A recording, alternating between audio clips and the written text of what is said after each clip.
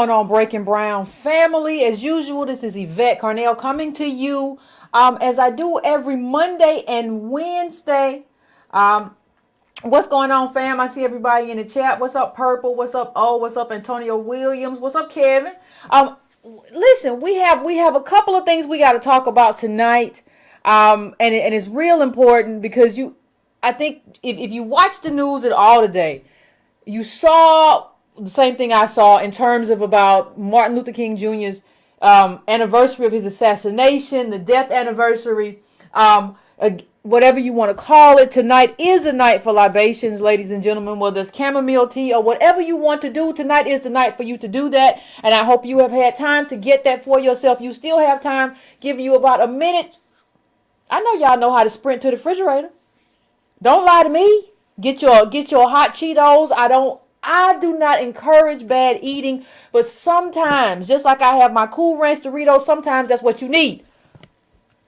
Okay? So what I want to lay the framework because I want to talk about Howard University too. I have two things I want to talk about, and I think they're connected. When we talk about Martin Luther King Jr., when we talk about leadership, and we talk about what that means, I think all of these things are connected. But before we do that, I just want to do one piece of housekeeping tonight. Please go to subscribetobrown.com if you have not, and subscribe. No charge to you. I just want to get your email. Also, can you like and subscribe if you haven't subscribed already to the channel? So that, I always say that you're not, as a black person, we don't have wealth.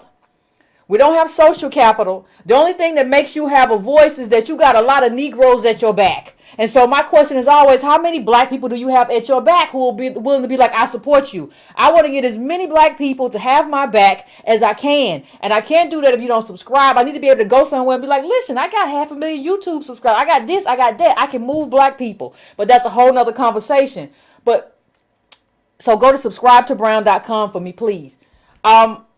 In terms of MLK, there's something I want to talk about. Now, some of you have heard me say time and time again that this country eats off of our failure. And I mean native black Americans, right? Descendants of slaves. That this country eats off of our failure. So we fail so that the rest of the country can flourish and do well. You all who watch me here all the time know that that's something that I say fairly regularly, right? So I want to bring King home, and Martin Luther King Jr., I want to bring his story home, but a story about him and Memphis and his assassination and how what led to his assassination and what has extended beyond his assassination is this white family that is eating off the failure of all of the thank you, not your typical Negro, of all of the African Americans who live in that community. I call you native black descendants of slaves, native black DOS, right? And people be like, well, Yvette, you say race isn't a thing. Why do you say black? Because you made me black. And until you unmake me with wealth, then that's what I am. So that's what I call myself, native black, not African American. I call myself native black DOS. So I want to bring this home, and the best way to do it, those of you who got the newsletter is $2. It's $2 a month. And those, I'll put the link up during the break. But those of you who got the newsletter, you got this this article a while back, like probably about let me move it. Probably about a week or so ago, you got this in the newsletter. And it was the whitewashing of King's assassination. And if you haven't read it, it's in the Atlantic. The Atlantic did a very, very, actually very commendable their magazine in terms of the one issue about this is actually commendable. You can read the whole thing from front to back. I did. So please, if you get a chance, do this. But the one thing I want to point out before I point out about King and the assassination, the one thing I want to point out is we talk a lot about black leadership, right? And one of the things that we don't talk about in terms of black leadership is the hole that was left in black leadership because of the systematic assassination and murder of our black leaders. See, we talk about, we have a lot of conversations about how, we don't have no good black leadership, and it's just messed up that all of our people are messed up. Well, yeah, that's true. And I've criticized our black leadership a lot. But part of the problem too is that our generals, a lot of our generals were murdered, and everybody ain't meant to be a general. And a lot of lieutenants that were left behind ain't meant to be generals. They're meant to take orders. They don't have the vision. And when the person with the vision takes the bullet, and that was giving everybody the vision, then you have problems. And also go look, if you all go to my Facebook page, there's a very good, you all, those of you who have been following me for a long time, you know, really tend to understand how I feel and the affinity that I have for people in the, you know, people in the movement. But if you haven't watched it, go look at my page right now, and Gloria Richardson. If you don't know who that is in terms of the civil rights movement, in terms of the women who are in the movement, there's a very good post on my page about the women in the movement. You really need to go look at that, because Malcolm X talked about who Gloria Richardson was. She was like that. That's who she was. But she didn't get to have a microphone. Now, if you want to talk about, there is no black patriarchy now, but if you want to talk about when women were shut out because there was an infrastructure, there was segregation, there was an infrastructure that was able to shut women out. And you had Lena Horne going around. You had Lena Horne going around giving black women microphones because they couldn't get microphones because black women weren't allowed to speak. So, you know, there were a couple, I can't remember their names, who were able to speak. But Gloria Richardson should have spoke at the March on Washington, period, bar none. But when we talk about her, and if you talk about King, if you talk about these people, there were some people who were activists, and there were some people who were visionaries, and there were some people who weren't. So what we're dealing with as a community, is what happens when you assassinate the visionaries. Because tell me one other community, and people say, well, oh, we're just like all these people of color, Yvette, all people of color. Tell me one other community where everybody in your community, or a large number of your visionaries, a large number of the people who are in the street doing the activism have been shot down.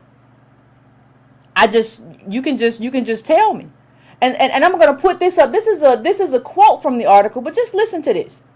It says, among the martyrs of the movement, there have been George Lee, Emmett Till, Medgar Evers, Four Girls in Birmingham, a trio of freedom summer activists in Mississippi, Jimmy Lee Jackson, Walrus Jackson. Now, somebody put a bomb in his car. You're talking about car bombings. Car bombing black people, assassinating black people, right? And 3 students at South Carolina State University. More than 120 people had been killed in race riots that broke out from long, hot summers through the Holy Week uprising. W.B. Du Bois had died ancient man in exile in 1963. Lorraine Hansberry died of pancreatic cancer in 1965, and Malcolm X had been assassinated not long after. And they talk about the people that we lost in terms of culture and music and other things of that nature. Now, see, you have to understand. You have to understand the impact that these assassinations had in terms of leaving a void in our community, in terms of leadership. It's not just that we can't be good leaders or we can't select good leaders. We selected a whole lot of good leaders who maybe, possibly could have trained good leaders to come out from up under them. Somebody said Fred Hampton, absolutely, who talked about the political education of these people, the political education of black people. So you can't just talk about, you have to give black people a political education or they'll just pick the next black thing. We played the clip. I played the clip on Breaking Brown a while back. Fred Hampton said, listen, no, you gotta give people a political education or they'll just pick the black thing, and the black thing could just be another black imperialist, i.e. Barack Obama, right? So you have to give people the knowledge, and people like Fred Hampton were building. They were building. But what happens when you kill the builders? Well, I'm going to show you what we were left with. And I'm not saying anything to say that these people did not contribute during Martin Luther King's day. But the thing is, everybody ain't king. Just because you marched with King don't make you king. Just because you were arm in arm with a visionary and you took orders from a visionary does not make you a visionary. Right? You needed that visionary to be there. Case in point, here's your boy, Andrew Young. Now, Andrew Young, here's what Andrew Young, remember when we had all them racists? Remember when we had all them racists that were out at, with their little tiki magic things or whatever they had? And Andrew Young was like, they're forgotten Americans. You have to understand, these were some of the worst kinds of racists that Andy Young was saying, well, they're forgotten Americans too. Right? Now, I'm going to put that up here, but I want you to hold that thought for 1 second. Please hold that thought. That is Andrew Young being... Now, he's sympathetic. He is being sympathetic to white supremacists. That is Andrew Young being sympathetic to white supremacists and the KKK and the people during Reconstruction who made it to where we couldn't have anything. We were during the early part of Reconstruction, we had begun to have businesses, we were involved in politics, and white mobs, the KKK and the white supremacists came in. And now you see Andy Young being sympathetic to that group, but you know who he couldn't be sympathetic to? Black Lives Matter activists. Andrew Young told the Atlanta police that some of the people that the police face are unlovable little brats. And he was talking specifically, if you go back and look this up, he's talking specifically about Black Lives Matter people as brats. That's who he's speaking specifically about. This is Andrew Young. Now, I'm very critical of Andrew Young, but I understand that Andrew Young was never built to be a leader. He ain't made that way. See, one of the things that we have to understand as black people, as people in general, not just black people, but everybody ain't made the same. Everybody ain't built with the same stuff. Everybody can't do the same stuff. And it's important that we understand that in terms of leadership. Now we have another one. I'm just framing this before we go into the second part of this conversation. Not taking anything away from what you did under the leadership of Dr. Martin Luther King. But you had John Lewis say, in 2016, I was beaten bloody by police officers, but I never hated them. I said, thank you for your service. You were saying that you thank people who beat you. You thank people who did not observe your rights as a citizen of this country. Now, what am I saying that for? Well, what is Yvette saying that for?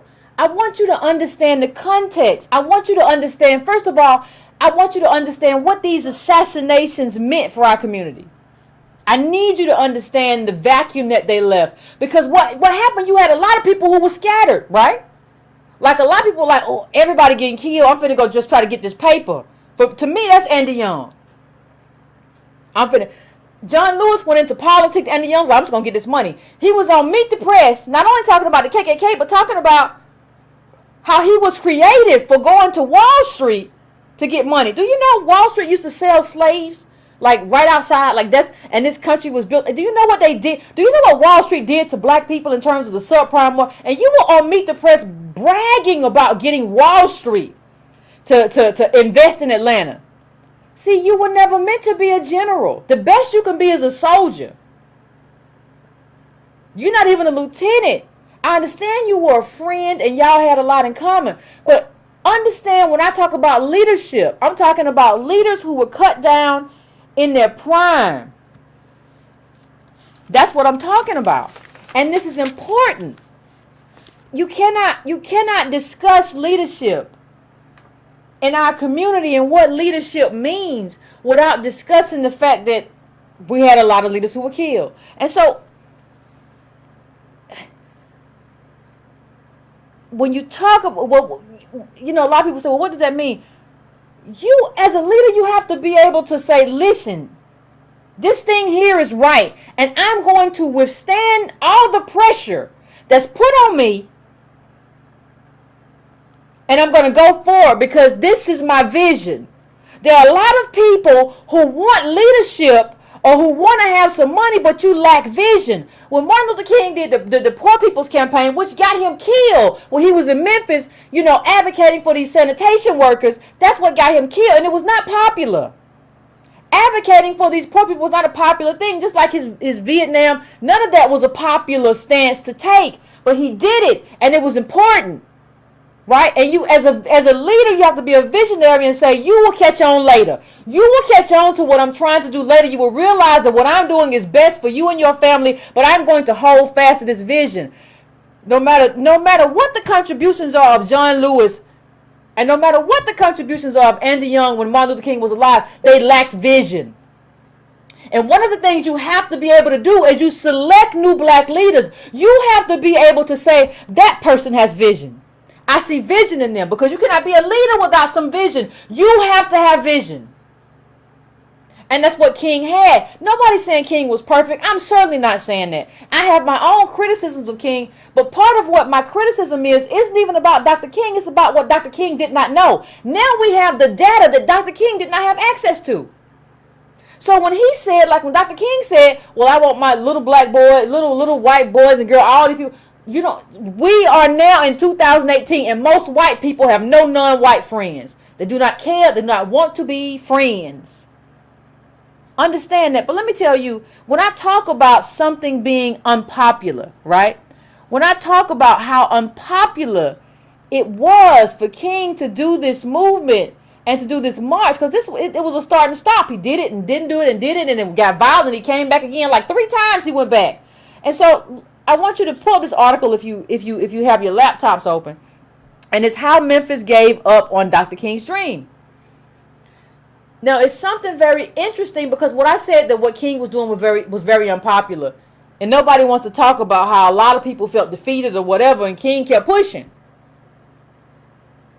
So we have to have that conversation. So King kept pushing, went to Memphis, got killed in Memphis. But one of the things we don't talk about, and this article talks specifically about, is the context in which King was murdered. Right? In terms of what brought him to Memphis, the context, and what happened after that. You see, the people, the white family, the mayor, what was his name? The mayor, Henry Loeb was his name. He worked at, he came back home. His family had laundromats. And most of the laundromats black women worked in. And the black women, he made sure to keep their wages down. I'm going to keep your wages down. Why? Because I want all the money. I'm going to eat off your failure. Now, you will have to work till you die. And you will work hard and you will have nothing. But my family will thrive. My family is white. We're pro-segregationists. We don't care about you. We don't care about what happens to your black family. We don't care about black people. But we're going to make money off of you. Our wealth will be inherited by our kids, and your poverty will be inherited by your kids. And that's how we do business. And the government never stopped in and said, hey, you can't do that. The only time the government stepped in, they said, hey, when Loeb came in and said, well, when he was the strike, he said, you all can't strike. But understand his history. He's not just the laundromat, like all the laundromats or whatever in Memphis, Tennessee. He decides he wants to be political. Now he's worked in the Department of Public Works, where he gives a lot of money to white neighborhoods to do their roads and all kind of wonderful things, but he skimps in black neighborhoods in terms of garbage people and all that stuff. So he is eventually, this is the person that, this is the person that gets elected mayor. Right? He gets elected mayor. And that's a big deal, because he's a horrible person. And so he gets elected mayor, and one of the things that you see, like I said before, in his time as city commissioner, and now one of the things that you see is that, and the thing that brought Dr. King there, when Loeb became mayor, that he refused to negotiate. But understand what brought about the negotiations. Let's back all the way up. Two men, these are black workers. They're made to work in horrible conditions. It's raining. It's a horrible day. Their garbage truck is dilapidated. And so it's raining though, so they go and sit in the back of the garbage truck. The garbage truck malfunctions. and crushes these two men to death. I want you to think about what the type of excruciating pain that these men must have felt as they are being crushed to death in this garbage truck. And I want you to think about what kind of person not only allows that condition to exist, but then comes out and says, I'm not negotiating. I'm not paying the families nothing. I ain't doing nothing. What he's telling you, what the mayor's Loeb is telling you is that you don't matter. See, what we don't understand as native black people in this country, descendants of slaves, is what this country is basically telling us. And we say all the time, well, oh my God, a black man got shot, a black woman got dragged down the ground, or all this stuff. We don't understand that what they're telling us is we don't matter. That's just the expression of what it looks like when you don't matter to your country. It just is what it is. And this was a Democrat, by the way. This wasn't a Republican. Don't do your two-party thing. This was a Democrat. And Dr. King came to Memphis. And he didn't come to Memphis just for Loeb or anybody else. He came there to attack a system that was oppressing poor people, especially African Americans. Now, he didn't say, I don't care about other people. But King was caring about everybody. That was part of his Christian ethos. But that was then, this is now. I'm a tribal person. That doesn't mean that I don't care about other people. It means that my people come first. Because I've seen that that's the way everybody else does it. I'm just joining the group. Your people come first with you, right? I see how you do. I see how everybody moves. I think maybe that's one of my gifts. I see how everybody else moves. Everybody else moves for their own people first, but you don't want me to move that way, right? Doesn't mean I can't be in alliance with you, but I gotta move from. I got a list of stuff that my people need. We're gonna have to negotiate this thing out. And King came there. These garbage workers. He came there and to attack a system that relegated these people to poverty, mostly black. That's what he came there for. He came there. King has talked about an economic bill of rights. King talked about job guarantee. King said no civil rights. There are no civil rights without economic equality. King was in this kind of evolution. Rights, we got rights to vote and all that stuff. But now we have to have economic. Now we have to have a job guarantee. He said, I'm coming to get my check. Y'all remember that video? I put the video up last year. I'm coming to get my check. We're talking about economics now. So one of the things that's very interesting when you look at what we're talking about is that King never got his check and our community never got their check. But Loeb got his check. And guess what? He got his check and he's still getting his checks in terms of tax deductions and stuff for his very rich family. And his white family, and who have built everything on racism, they're not sitting around saying, oh, you just want to be taken care of by a white daddy. No, that's how everybody does politics. You just don't want to do politics. You just think you're a superhuman. You might as well call yourself Superman. Put on a cape. I want you to look at this quote. Today, the city of Memphis is 64% black and 30% white. Memphis is the poorest large metropolitan area in the country, yet business leaders manage to spend underpaid workers as a plan, not as a shame. As recently as last year, the Chamber of Commerce website noted that Memphis offers workforce at wage rates that are lower than most other parts of the country. Since 1968, high school and college graduation rates have soared for black residents, but median household income remains stubbornly half that of white households. Capitalism, this is Dr. King talking, not me. Capitalism, Dr. King said in Chicago 1967, was built on the exploitation and suffering of black slaves, and continues to thrive on the exploitation of the poor. Now see what Dr. King did not know. What Dr. King did not know was, and what we do know, what you and I know now is that they just locked it in with us. That doesn't mean that white people are not poor, but that is like they have a whole structure: poor people, working poor, middle class, lower middle, upper class, super wealthy, all of that. See, when you lock us down as, see, they've made us the garbage disposal. When you lock us down as the garbage disposal, some garbage gets spread out. It gets spread out to different communities. You're going to get in Native Americans. You're going to get it over here with some white people. But the majority of the failure is locked into what it means to be black. And that is what we're living today. And so, let's talk about this Loeb family, right? You would think that after they got King killed, King came there to protest for these people because Loebs would not negotiate. They were like, we're not negotiating. So King came there to stand up for these people, and he got murdered. So a few days after that, they recognized the union, and they increased wages slightly. So what happened to this family? They got shunned, right, and kicked out. No, they got made rich. They got made rich. Look at this. The Loebs own dozens of laundries, often paired with convenience stores and barbecue restaurants.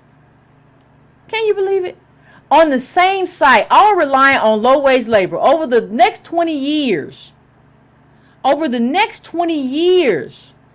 the family closed those businesses they sold, the properties, and used the proceeds to upgrade to better lots. Today, Loeb Properties, run by two of Mayor Loeb's nephews, Robert and Louis Loeb, is an empire managing more than 2 million square feet of commercial, retail, industrial, and residential property in and around Memphis, much of it in the city's expensive shopping strips. The company's management team consists of 13 employees, all of them white. You didn't even have to tell me that part. But here's how it happened. And this is the last clip. Here's how it happened. This is very clear to me. The project will create, this is another part. But here's the thing. Let me find the part. Some $20,000 a year jobs. But here's the second part. Economic, I really want you to pay close attention to this part. Just really, and think about, isn't this what I've been saying the entire time, right? I said people who flourish in this country, the people who succeed are built on our failure. Listen to this line. Economic vitality for the Loebs means hardship for these hotel workers. And go up in the article and read about that. Most of whom are likely to be African Americans, since the city is nearly 2/3 black. Every time I see a Loeb Properties for lease sign, and there are a dozen across the city, I remember those unpaid black laundresses, and I am angry for the hotel workers who will be underpaid. You have to understand this. If there is nothing else to understand, you have to understand this. If there's nothing else for African Americans, Native black people in this country to get, you have to get the fact that everybody else is eating off of us not being able to eat. Everybody else is eating off of our failure. So that's wage theft. Understand what you just witnessed. You just witnessed wage theft. So he got to not pay black people, cause our leader to get assassinated, because Martin Luther King would not have been in Memphis if he had negotiated with those people. And you're still thriving today. The city council has some black people. I have not heard those black people talk about the Loebs and what they need to do and how they need to believe, and to try to get a national movement to get these people out of here. You all, as far as I'm concerned, I don't care. Well, it's a lot of us, and no, y'all all eating off that money. Don't ever let any of these people tell you, well, that was my brother. No, you all eating off that money. Y'all a family. Y'all all gotta go. So they pay us nothing. They pay us nothing. And so, when you see your grandmama or your auntie or your great grandmama and all these people, and you see people in your family who have broken bodies. We have people in our family with broken bodies. Look at, if you go to your grandmama or granddaddy house, I want you to tell them to take off their shoes. I want you to look at your grandmama and daddy feet.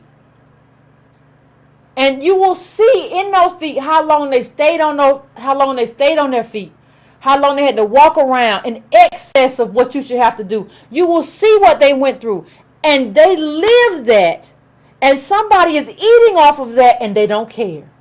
They don't care about you. They don't care about me. They don't care about none of us. When they see us, it's like when you walk by ant pile. Do you ever see an ant pile when you walk by? You don't see it. You don't care because it don't matter. Ants don't matter. And that's how we are viewed. And that's what Dr. King was standing up against. And that's why he deserves us to revere him, but to revere him in the truth of who he was. Not some kind of imagined thing. Not only just whitewashing, there's a lot of blackwashing of King. People who don't want to talk about how he felt about capitalism. And you say, well, okay, Yvette, Dr. King got bailed out. Dr. King got bailed out one time by a black millionaire. But guess what? You're not a millionaire, but even if you were, you would never do that. A lot of people who talking about they want to be super capitalists. If I went somewhere and got arrested, you never bail me out. You know what you say? Man, Yvette, I ain't tell Yvette to go up there and do that. Man, she in trouble now, ain't she? Weak. We got a lot of these people who you all have adopted. So many of us have adopted. So many of us have adopted this kind of capitalistic, this white capitalistic mentality of I'm just out for self. If we're ever, let me tell you, as Native black people, if we're out for self, we're finished. We have to be a collective or it won't work. Garbage workers crushed to death and nobody cares. Martin Luther King, all these, and Martin Luther King, Malcolm X, all the people I read out to you, caught bullets and bombs and all kinds of stuff, and people act like it didn't even happen. I don't even know what else to say about it. Like, I mean, people say well, Yvette, you go too far. No, we are America's garbage disposal. There's no other way around it. You put all the failure in our neighborhoods. You put all the failure in our lives. That's what you do as America, right? And so when I come and say, well, I want my due, wait, Yvette, we never going to get that. No, because you a punk. You're never going to help me get it. Like, if you go get money today, you just gonna use that for yourself. And you going to go buy clothes or some other stuff don't make no difference. That's no difference. Buying clothes ain't going to make no difference in your life. In any kind of meaningful way. We don't understand what matters. And understand this. The Lowe family, even with all the money they get, even with what they did to us, like I said, I want to reiterate this point. They get government subsidies. They get government subsidies. So they get to do everything that they did and still get subsidies. Ask yourself how that's possible. But we got people running around calling themselves black entrepreneurs who tell us, well, Yvette, we shouldn't get subsidies. You want something from your white daddy. No, ain't nobody no white daddy, you moron. It ain't about having the government ain't nobody's daddy. The government is the government, stupid. We have a justice claim. The Lobes ain't have no justice claim. They still getting money from the government. The only people who say stuff like, well, you just want the white daddy money is stupid people. If somebody says that, you understand that you're dealing with a moron. Now, how you deal with the moron, whether you deal delicately or whether you deal like me, just like, well, you're a moron. Like, okay. No, what you want me to do? I mean, that's your thing. That moron could be a family member. So you might have to tread lightly and try to win them over to your space. I understand that. And I think I'm giving you the tools to do that. But what I'm saying is you have to, even if you don't say it to them, you have to know it. You have to know it. And understand what this means. When you look at that level of wage theft, because that's what it is when you stole all that money from black people who you refused to pay. You didn't even pay them in terms of the increase in terms of the cost of living. That is wage theft. There is no black politics. When I talk about putting money in black people's pockets, there is no black politics. Hear me. There is no black politics without redistribution. Redistribution is not a handout. And we're not just talking about slavery. We're talking about people like the Lobes who paid us nothing while they made millions. I need for the government, because the government should have regulated that. So I need a redistribution based on that. This is not a handout. This is in terms of wage theft. We're not talking about slavery right now. This in terms of wage theft, what was taken from me. Give me what you owe me. And you owe me all the way from back then to right here. That's a lot of stuff you owe me, America. That's a lot of stuff you owe me. You owe me a lot of money. And I want it. I'm not going to leave it alone. I'm not going to be, I wasn't a slave, so I just got to leave it alone. It's not about just slavery. This is something that happened then. This is not long ago. We're talking about the 1960s. This is wage theft. This is keeping black people in poverty while you make millions of dollars with you and your little raggedy family. No, it's not good enough. People in Memphis still poor. And then we talk about, well, you say, Yvette, well, what about the black educated class? These people, you're talking about are regular workers. What about the black educated class? That's what people love to say to me. I mean, we surely have a black educated class.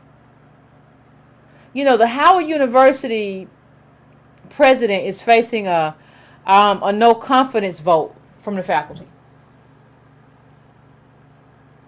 And you all heard me say, I put up a 20-minute video, I think it was Friday, about the what's his name? Hankerson. Tyrone Hankerson, I think his name.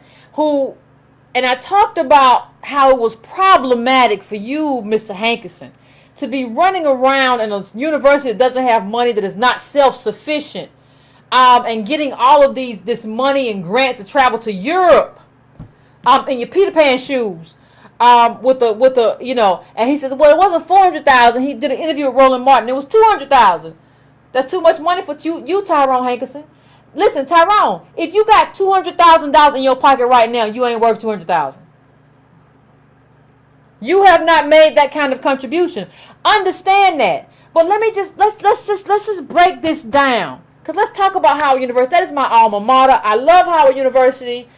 Shout out to y'all. And I inboxed the person who was doing the resist at the administration building, because y'all said y'all needed some food. I was saying the Brick and Brown family was going to buy y'all some food. I haven't been back there for like 4 or 5 hours. But if you want me to buy y'all some pieces of something while you sit in or whatever, hit me up. I support you. I got you. That's what we do here. Because what's going on at Howard University is really awful. And it's not just about your boy Hankerson or whatever, Tyrone or whatever this brother's name is. It's not just about him. I called him out for a reason, and I'm going to get back to him on the other side. But let me tell you something else. It's not just about your boy Tyrone. It's also about, listen, y'all know Alexander calls in here a lot. Alexander's a brilliant brother. And he says a lot. Alexander talks a lot about something called servant leadership. That means you are leading to serve your community. You are not leading to extract money from your community. Understand me? And so what is so problematic? What is so problematic with people like Tyrone and everybody else over there is that it looks like a lot of people at Howard are leading to extract from their community.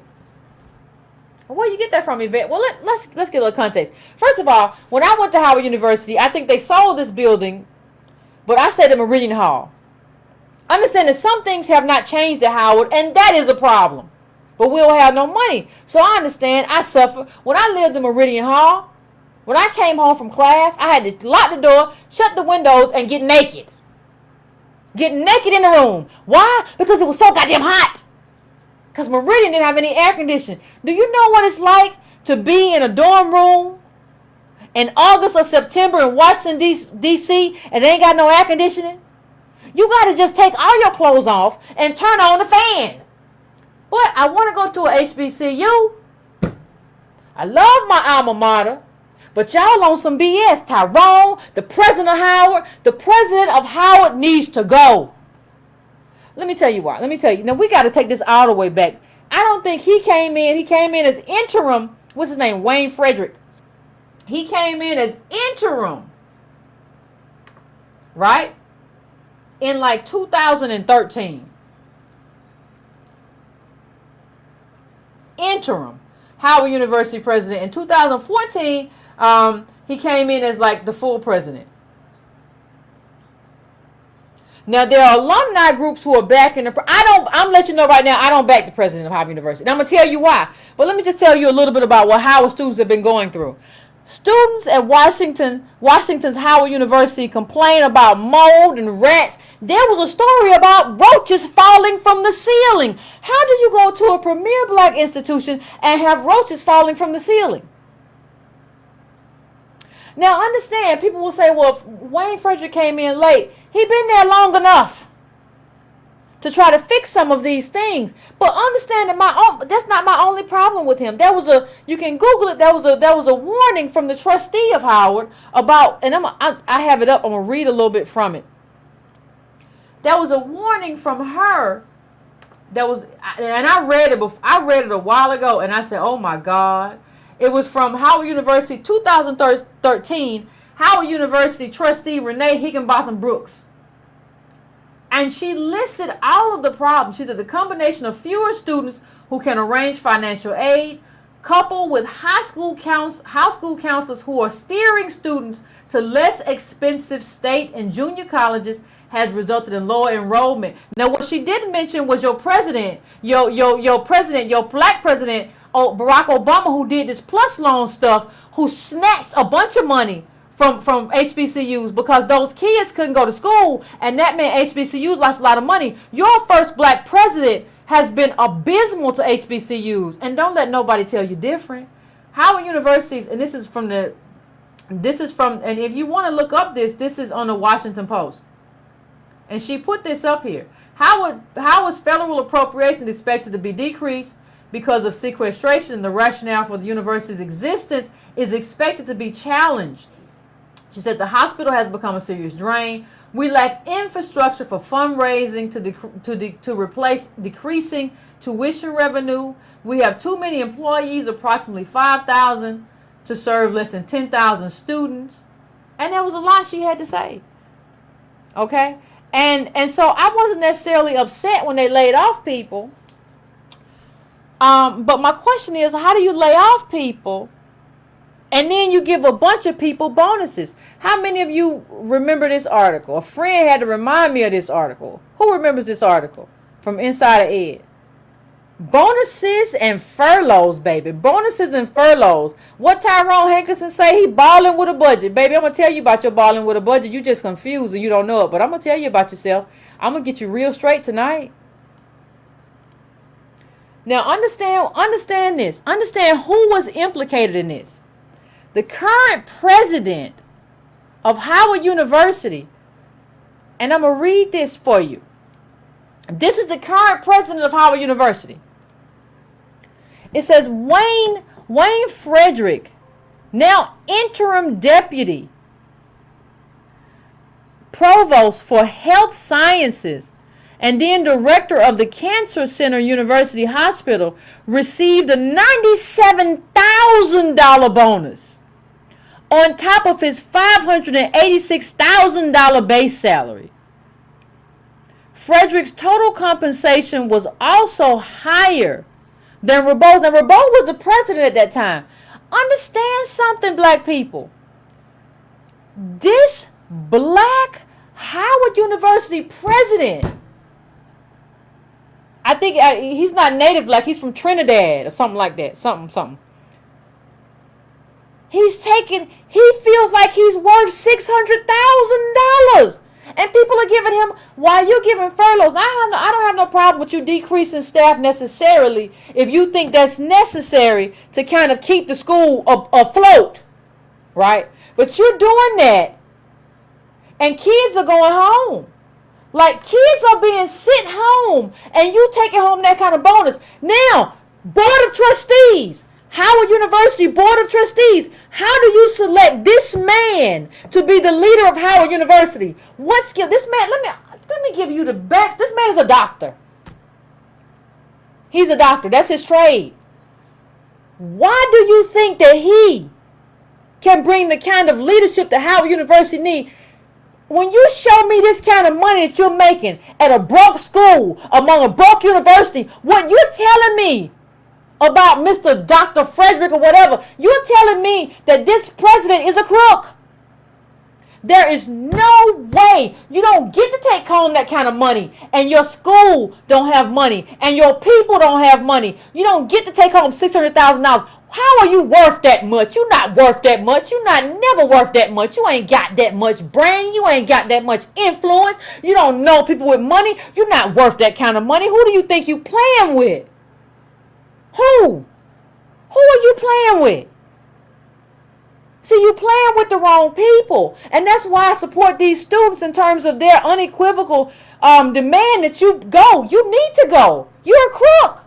600,000 for what? For what? What do you bring to the school? He was like, you have to understand. You have to understand that the whole financial aid infrastructure during that period was in shambles. You have to understand that recently the whole scandal that we're seeing right now is because 6 people were fired. So the whole thing, you are giving him, like, he got this bonus while he was doing something else. He was doing, what was he doing? Health sciences or something that don't deserve $600,000.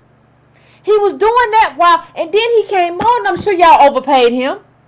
For what? See, Howard University has this good old boy, talented 10th BS going on. Where y'all know each other. I'm sure if I get in there and I start investigating, I'll start figuring out that Hankerson knew somebody, and Frederick knew somebody, and everybody knew somebody who knew somebody. Because I went to Howard. I know that's how it works. It's a whole web of Negroes and no Negroes and steal from other Negroes. I know it. Now, it doesn't mean there are not a lot of people at Howard who don't do good work. I love my professors. They got me here. They're the ones who taught me to think the way I think.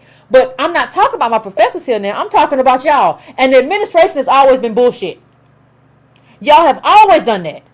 And it's time for you to go, Mr. Frederick. I would say right now, I stand with the students of Howard University in terms of them wanting you to go. And I'm telling you, a lot of y'all, I think the board needs to go. Because why did y'all select this man? What kind of backdoor situation y'all got? What kind of backdoor conversations? This is about black leadership. And the lack of leadership in our communities. And who do you think you are? And people say, well, here's the thing that people like to say to me. Well, Yvette, Yvette, Yvette, everybody does it. Everybody takes these bonuses, Yvette. And if you were in that position, you would take them too. No, I'm not. No, I wouldn't. I'm a servant leader. I understand that if I'm doing something, I'm serving my community. I'm not doing it to enrich myself. I need food. I need shelter. I need some food to eat. I need something over my head. But I'm not going outside of that. I don't need anything more than that. That's what a servant leader is. And you say, well, he's president of a university. But before he got that money before he was president. Well, but still, see, Yvette, you don't understand. Everybody's taking money. No, that's not true. See, when I go, you all have heard me talk about Dr. Cosby, Dr. Kevin Cosby, in Louisville, and talk about the work we do with the Angela Project. And he's pastor at St. Stephen's Church. St. Stephen's, but he's also president of Simmons College, which is a HBCU. And the reason that I will always stand with this man, and I respect this man so much, is because he doesn't take a salary for Simmons College. He says, and nobody at Simmons College graduates with debt because he says, I'm not going to take a salary. I'm going to give all that back. And the students that I've had won't graduate with debt because I'm going to do that. That is what you call servant leadership. Taking $400,000 and another 95 or whatever you were taking on top of that is not servant leadership. That's you coming here trying to enrich yourself. And what your boy Hankerson call it, balling on a budget. That's what that is. But that's not what the black community needs right now. If that's what you want to do, why don't you go do that stuff at Harvard? Go try to do it at Yale. We don't need people that are going to come in here and try to take from us. That's not what we need. We need people that are going to say, I'm going to come here to serve. I need a place to live. I need to be able to feed myself, but I am not going to try to enrich myself off Howard University.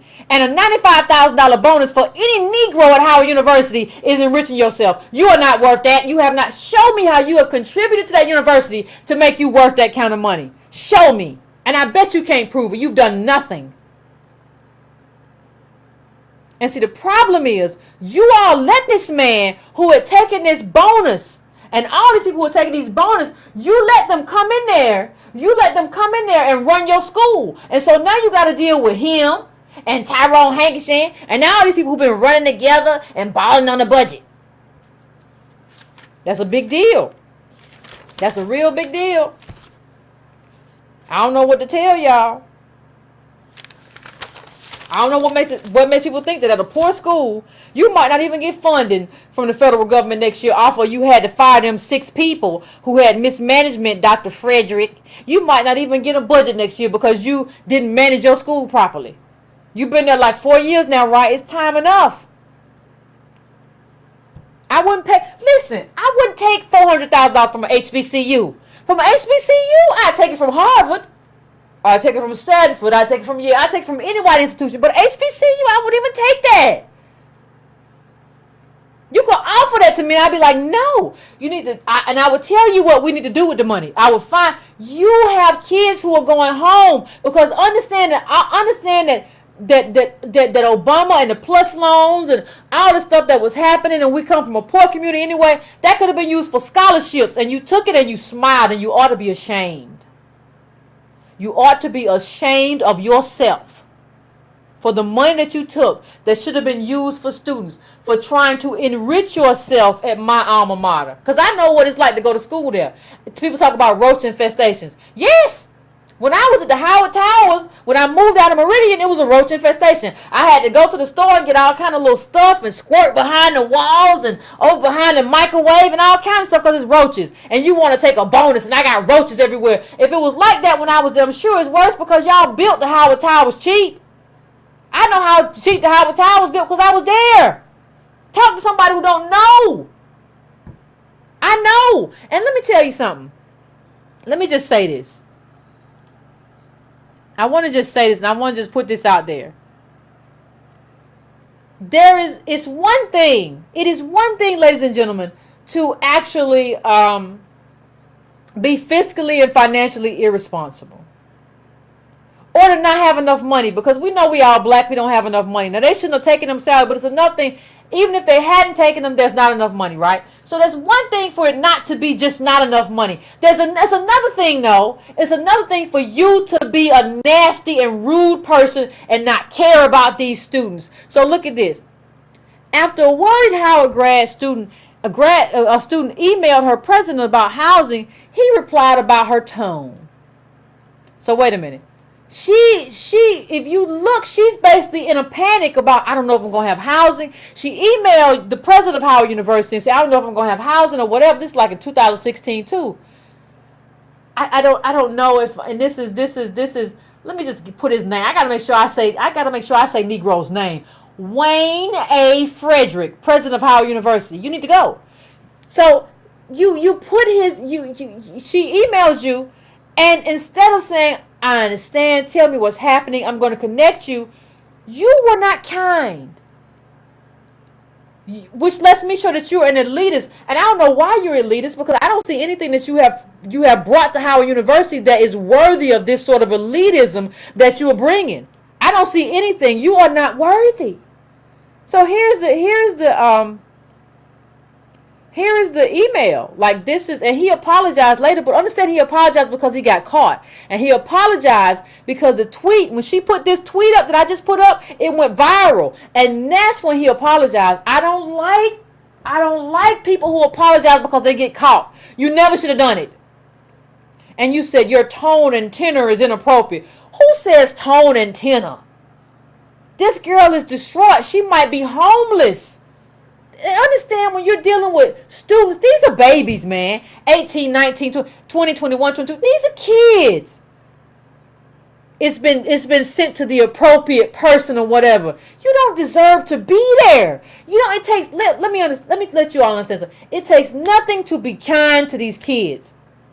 These are kids. These are children. They just came out of high school. You might not have the money, but it takes nothing to be kind and reassure them. And if you don't have that, then leave. They should not have to deal with what you're giving them.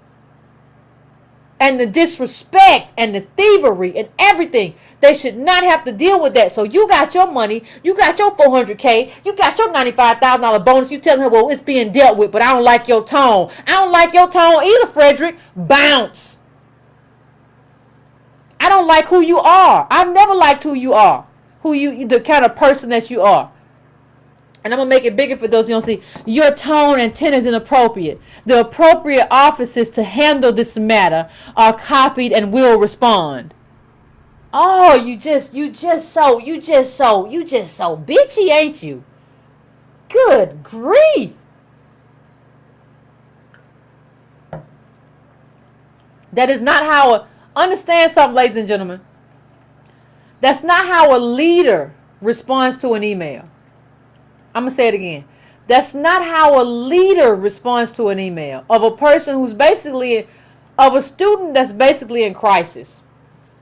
A student who's half your age and in crisis. That's not how you respond. And so, you know, what I want to kind of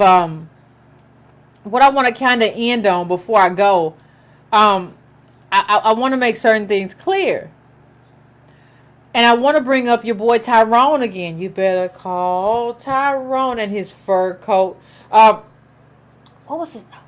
He said something that I just want to, before I go to the phones, I want to bring this home, and I want to bring it home in terms of what this means about who he is as a person. And let me just put this clip up. It's a quote, and he says, let me bring it down a little bit. He says, "Me and my mom believe in balling on a budget." Me and my mom believe in balling on the budget. Now, for those of you who don't remember, I got to bring up the picture. Maybe I'll bring up a picture of Tyrone. But he said, I have not paid full price.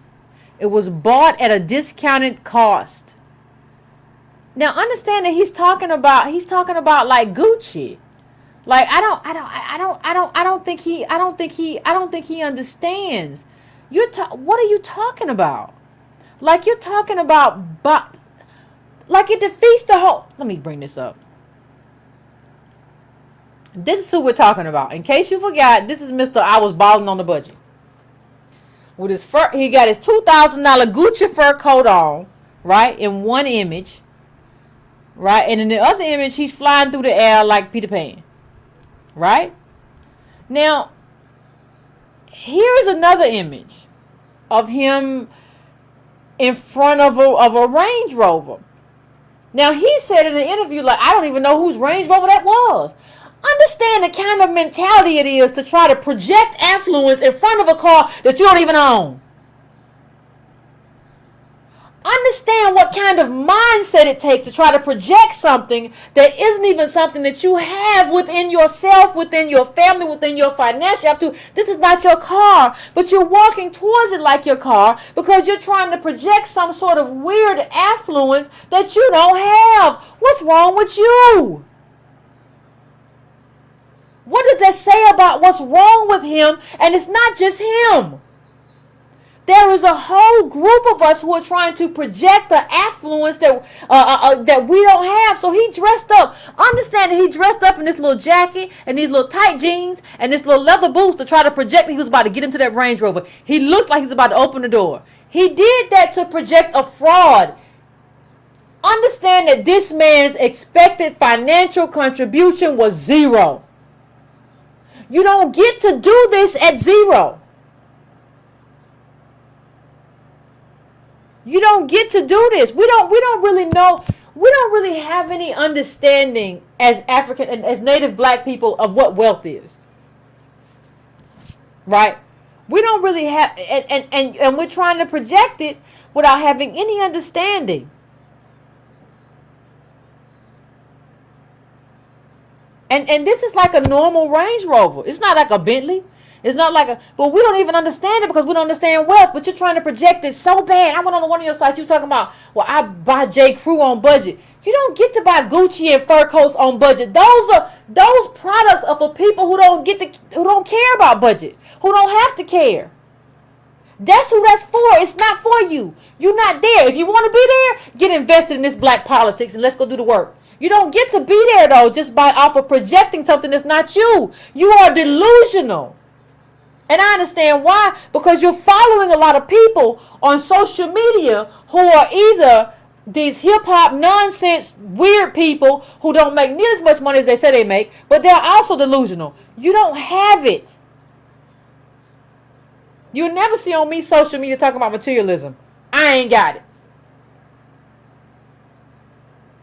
You can be mad, but I ain't got it. You can be upset, but I still ain't got it.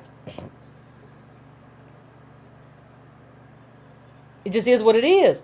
So you're telling me, Mr. Hankinson, you took $200,000 and you took trips to Europe and all that, but your expected financial contribution was zero. So how could you afford all those clothes? I really don't. You had to have been taking that. If your family's EFC really was zero, you had to have been using that Howard University money to buy fur coats and all kind of stuff. And you don't do fur coats on a budget, boo. That's not how fur coats work. And this is, somebody summed this up in Twitter. He says, me and my mom believe in balling on a budget. Anything I received, I have not paid full price for. It was bought at a discounted cost. Tyrone Hankinson Jr. on his fur, Gucci belt, and other luxury wear.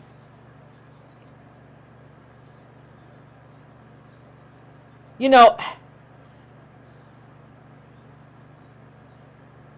mean, it's really ridiculous in terms of the kind of things that we allow. It really is ridiculous.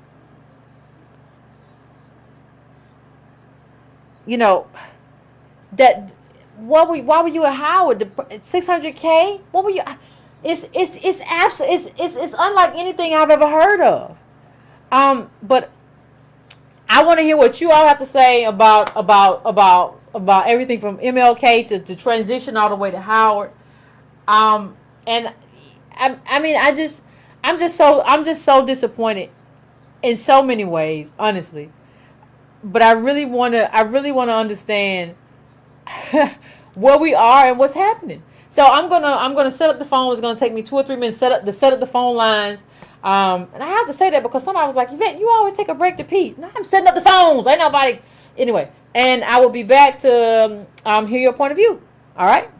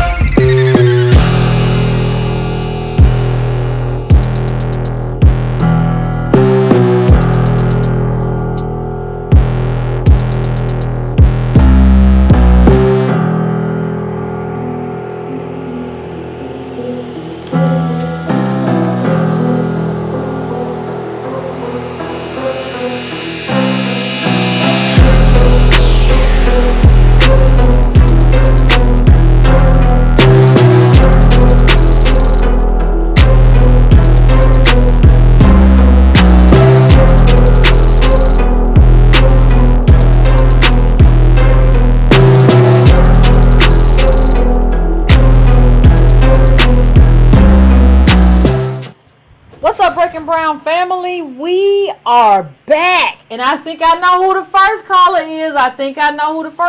202-536. I'm coming to you. You don't know who this is. I know who that is. I know who it is. Hey. Oh, man, I tuned in a little late. I'm going to have to go back and review a lot of what you said about. But, look. You can tell big things about people from small things they do. You can tell big things about people from small things they do.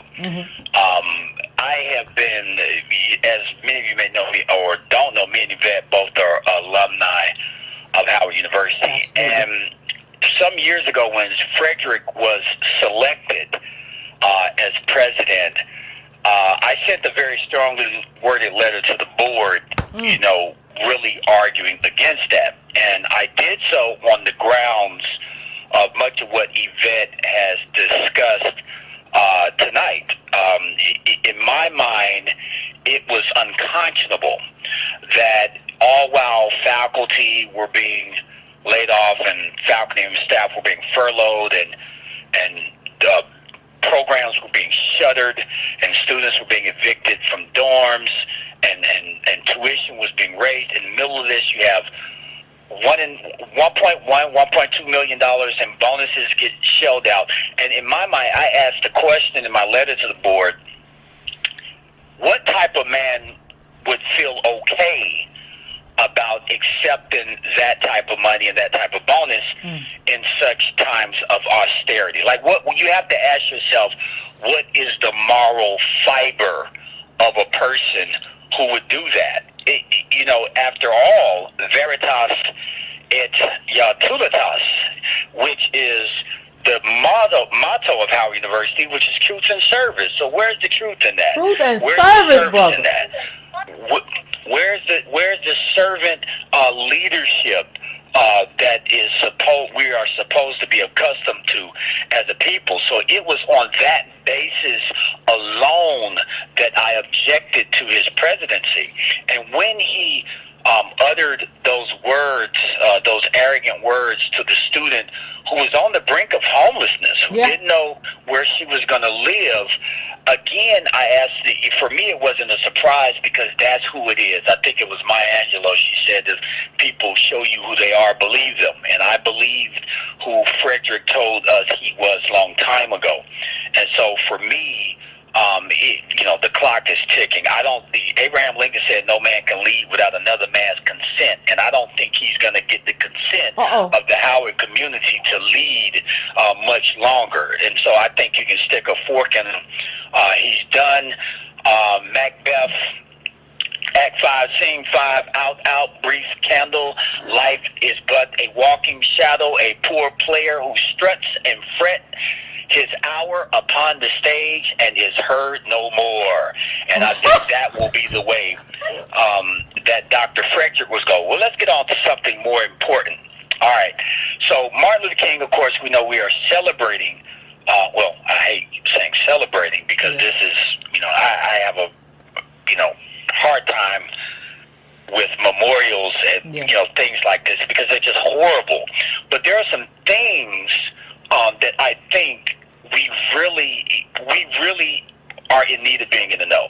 All right, so I'm a springboard off from the person who gave the eulogy of Dr. King, the first eulogy, which was Bobby Kennedy. And Americans especially liberals, are in love with the Kennedys. Yeah. And black people, before Obama's, we loved the Kennedys, and we raved about how much the Kennedys did for black America. Now, Yvette, let me ask you a question. Sure. If I told you that there was a president who authorized his attorney general to authorize harassment and surveillance of our modern-day prophet, Dr. Martin Luther King, and harassed him all the way to the grave. The documentation on the FBI surveillance of Dr. King and J. Edgar Hoover's constant chasing him and suggesting in several letters that he should kill himself. And to to this day, the King children don't even believe James Earl Ray had anything to do. They believe it was a governmental thing. So if it was true that President Kennedy authorized his brother Bobby Kennedy to authorize FBI Director James Edgar Hoover to harass Dr. King until the grave, how in the hell do black people stand up and allow Bobby Kennedy to give the eulogy of Dr. King? This is very important. This is very important. This is very important because Yvette, you talked a little while ago, a few shows ago, about knowing who to exclude and knowing who to include. I don't think many of us know who our enemies are and know who our friends are. So when I see John Lewis on TV crying about Bobby Kennedy's courageous words to the nation about the death of Dr. King, when it was Bobby Kennedy who created the climate that was required to send Dr. King to his grave. I cannot, and to see people celebrate the Kennedys in this fashion, at this point in time, it is very disgusting. Now consider this: if you think that was in the past, if you think that that's just a long time ago, well, consider this: there have been documents released by Al Jazeera news outlet documenting that the U.S. FBI has been monitoring and surveillancing Black Lives Matter for the past 3 years. Ever since they came into existence, they've been monitoring. They've been putting on the same. This is 2.0. The same thing they did with Dr. King. Yvette, who was president 3 years ago? Oh, you know who it was. You know it was your boy Obama. Obama. So here we have the so-called first black president authorizing his attorney general to put Black Lives Matter under surveillance. Haven't we seen this movie before? If you think I'm off kilter, consider the interview that Barack Obama gave some years ago. They asked, this was right after Cornel West came out and said that he was criticizing Barack Obama for his drone campaign. And in that, he said that Barack Obama was racially profiling Middle Easterners, and he called him the George Zimmerman of the globe. Well, right after that, and he's going into his second term, he gets sworn in on Dr. King's Bible. Yeah. Martin Luther King's Bible. That hurt my heart. That hurt my heart, Alexander. That hurt my heart. Yeah. Huh? I said that hurt my heart. Yeah, I mean, it's blasphemy. You killed more innocent people than Clinton and Bush combined, and you get sworn in on I mean, come on, man. You're in the fraternity of Nobel Peace Laureates with Dr. King with as much blood as you have on your hand. But check it out. I don't think Obama was all denial of my argument, because when he was asked if Dr. King was alive, do you think he would have voted for you? Check out Obama's answer. He says, no. Dr. King would have protested me and everything I stand for and everything I do in this office. Wow. I never saw that quote, Alex. I never saw that quote. Yes, ma'am. Yes, ma'am. And check this out. If you think I'm off kilter, every morning Barack Obama used to get up. He used to get up with his Joint Chief of Staff, 5:30, 5:45 in the morning. They would have a meeting, and they would come up with a kill list. They would come up with the kill list, and they would decide that day who was going to live and who was going to die. And in a lot of situations, you had innocent people get killed, and he was doing all of that right in front of the bust of Dr. Martin Luther King. But let me ask you something, Alexander. Let me ask you something. Let me ask you a question. What do you think, Alexander? I just want to ask this. In terms of Martin Luther King, we talk about Martin Luther King and Barack Obama. You have a lot of people who believe that Barack Obama was the culmination of Martin Luther King. How do you think that became to be? Oh, because they did the Bobby. This is what I'm saying. Because remember, in Bobby Kennedy's speech, he said, I imagine in 50, 60 years, we'll have a black president. And people ran with that. So you had Bobby Kennedy co-opting Dr. King from the grave, and you had Barack Obama co-opting Dr. King in real life. And it was that culmination that helped black people buy into the false narrative that somehow Barack Obama was the fulfillment of Dr. King's dream. That is asinine. I mean, but you have Bernice King, who just came out today and revealed that Dr. King, the title of his sermon that was in his pocket at the time he was assassinated, was that America was going to hell. That was a certain, and so now, and he was saying that based on the aggressive militarism of Vietnam. He was an anti-war, anti-violent, non-violent president, preacher who won the Nobel Peace Prize, and then 50 years later, you have a man who hijacks his legacy and walks into office and admits that Dr. King would have protested everything he stand for. Now, let me ask you something, Yvette. If we got so many black preachers and so many black people who love Dr. King, where the hell were they was in protesting Barack Obama in the manner that he says Dr. King himself would have protested? Oh my God, I'm asking the same questions you asked. What were they? I was protesting. Everybody was calling me a mulatto, pasty-face, vampire bitch. So I don't know what it was. I was here. I mean, it's atrocious. And so, anytime Dr. King said nothing, he said that history is filled with half-baked solutions to complex problems. Nothing pains some people more than having to think. And so, a lot of us have not really thought this stuff through. Barack Obama had melanin in his skin, and by way of that melanin, he got a pass. He was able to pass as black. Our preachers, the only person who stood up and actually said something against him in this militarism that Dr. King would have preached against was who? Jeremiah Wright. And when Jeremiah Wright came up and started speaking out against this stuff, black people and black preachers, they separated themselves from him. And so I don't know, when I look at this and celebrating Dr. King's, looking at Dr. King and looking back on his life and what he stood for, who truly stands for that today? Who truly stands for that today? Nobody. And people who would actually conflate Barack Obama with that is a non sequitur. It is a conclusion that does not follow from its premise. So for me, I just think that if we are going to have a serious conversation about what servant leadership means, who on this planet, who in America right now is willing to do what Dr. King did and die for it? And die for it. Nobody's willing. They ain't willing to take that bullet, Alexander. Nobody's willing to take that bullet. They ain't willing to do it. They don't want to do it. I won't take up any time, guys. I'm sorry to take up a lot of time. Now you fired tonight. Why you fired? You ain't got to apologize for you fired. Y'all go ahead. I'll sit back and chime in. All right, I appreciate y'all know who that was. That was Mr. Alexander. He came in. He always comes with that fire. Oh my God! Oh, I can't wait before I go to the next call. I gotta take a moment. Oh Jesus! I mean, because everything he said was right? Like you don't even have any leaders who are willing to sacrifice. Name one leader you know who wouldn't take a bullet for you. Just name one. Is it your pastor?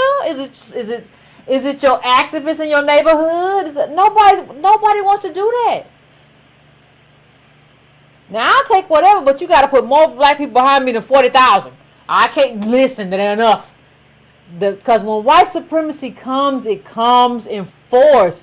And it damages you with all kinds of lies and all kind of weird stuff that you never anticipated.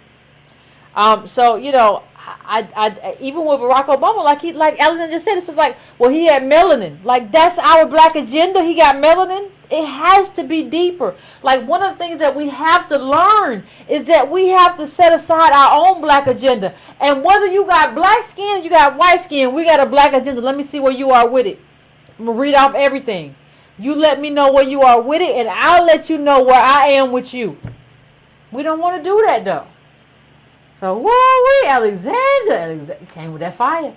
I'm going to 240 now. 240, what's your name? Where you calling from? How you doing today, Yvette? I'm pretty good. How about yourself? Family. This is Roz. I'm from the DMV. How you doing, everybody? I just wanted to call in with some quick points, and me following up behind Alexander the Great is going to be. I know, right? Any Alexander, the brother's brilliant.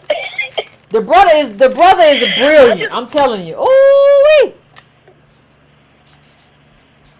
Fire. I'm trying to bring a little bit myself with it. One of the things I wanted to say is that fashion is killing us.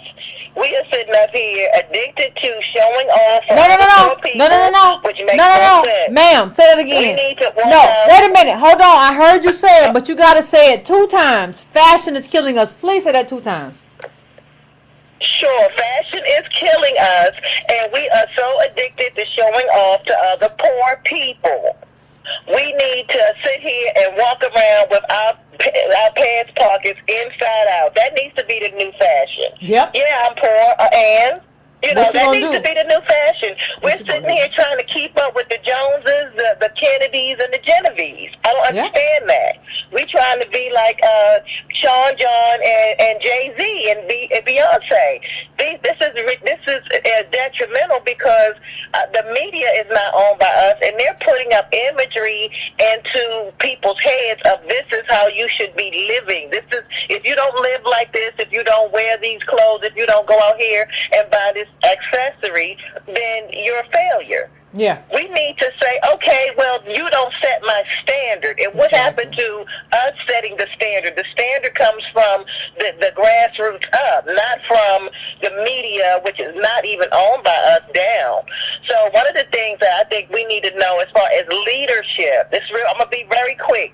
We need to know that with these leaders like the John Lewises and people that have been around and were in college and leadership positions back in the 60s, we're talking over 50 years ago. This is like 50 years ago.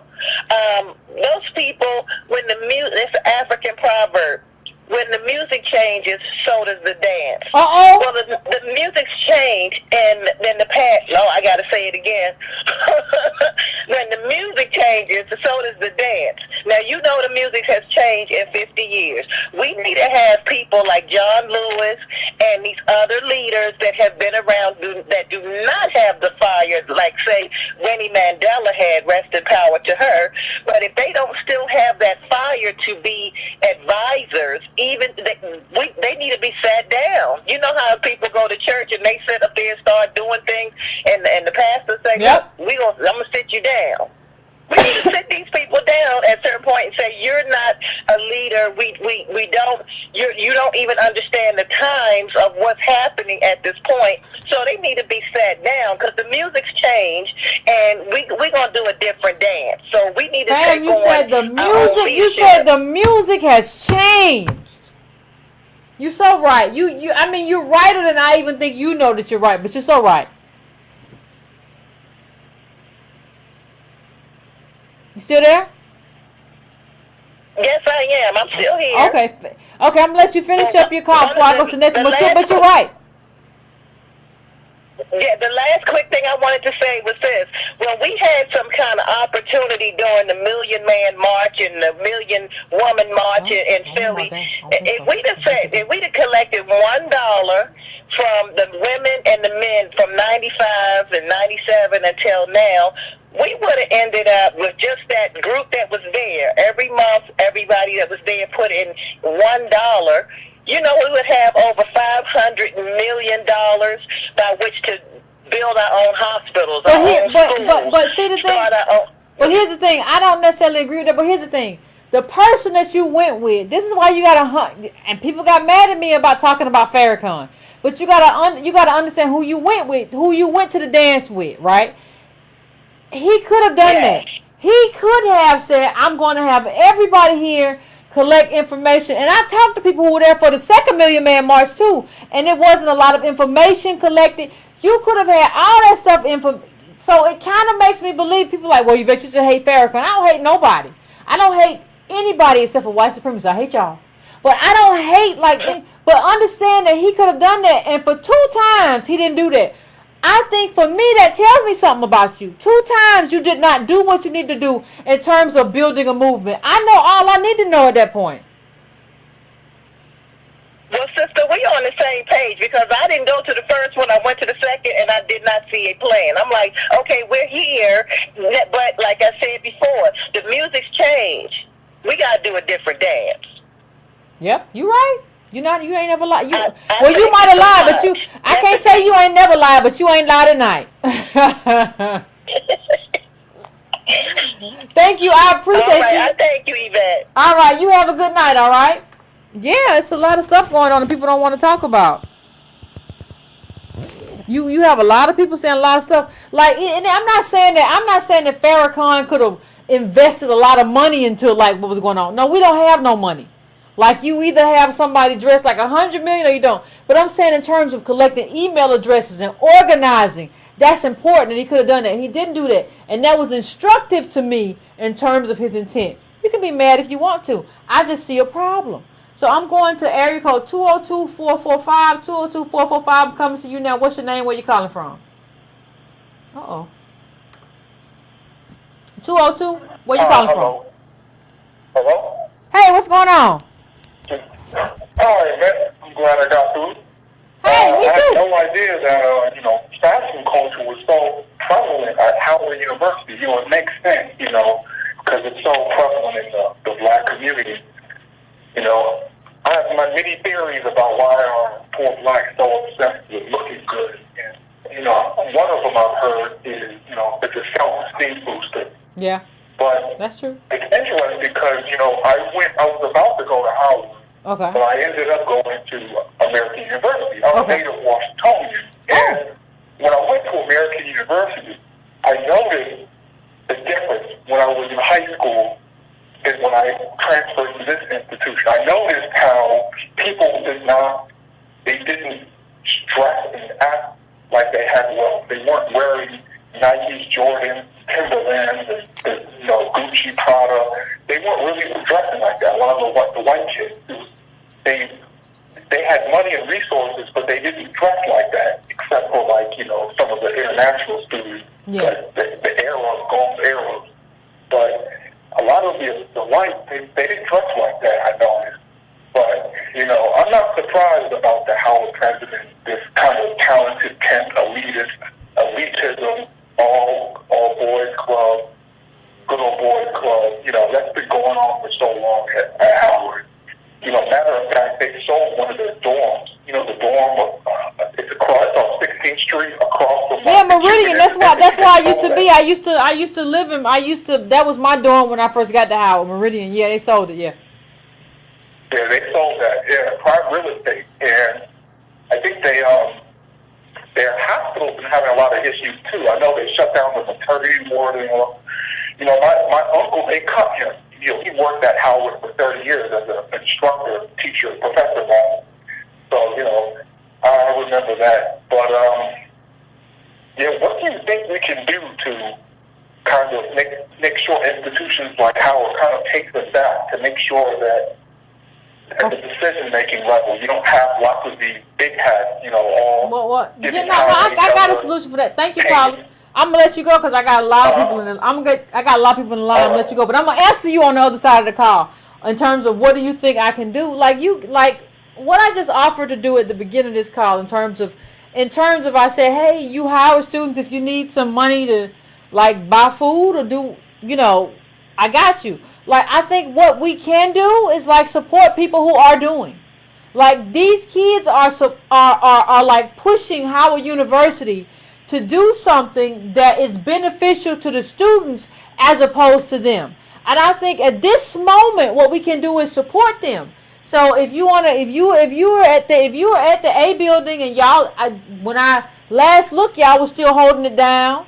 So if you want to DM me and say, Yvette, send me whatever, the Breaking Brown family, not Yvette Cornell, because Yvette Cornell ain't got nothing. But the Breaking Brown family has sent some donations that'll be enough for you to have some pizza or whatever you want to have while you're there. So what I think is that we can support people who are doing the work. And right now, in terms of Howard University, students are doing the work in terms of trying to say this is what we need and these are our demands. And I think what we have to do when it happens is that we have to support them, and I support them. And if you DM me on Twitter or whatever, then I'll hit you back and we can get something set up, because I'm not a person who just talks. I'll make the sacrifice to do what I have to do to support you where you are. And so it is what it is. I'm going to 773 now. 773. What's your name? Where you calling from? Hello, Yvette. Hey. I'm calling from Chicago. Hey, and I know you don't like this. You like to stay on topic, but I want to refer to your Monday show. Okay. If you will indulge me for. I will for a minute. So you're talking about your DNA, and you're talking about you and Antonio talked about Africans, people who are descendants of Africans who actually participated in the slave trade, and I just want to share something with you. Shea Moisture, the company Shea Moisture. Okay. I just started buying their products this year, actually, and I was reading their Our Story, and their Our Story says that the person is from Bunk Island, which is the island off the coast of Sierra Leone, which is also very near Liberia. And this island, the people who are currently inhabitants of their island, the rumor is that those people were not the original people there. The original people there were actually sold in slavery. What? There is there's a slave relic there. I've been to Bunk Island, and I've seen that slave relic, and I've met people who don't say that. Of course, they'll never admit it. But when you bring it to them, they look at you like a deer in headlights. And so there's something that they don't want to talk about. But when I read that, I said, I was just in the store, and I was like, I don't believe this. We're buying products from someone who potentially could be the descendants of someone who sold us into slavery.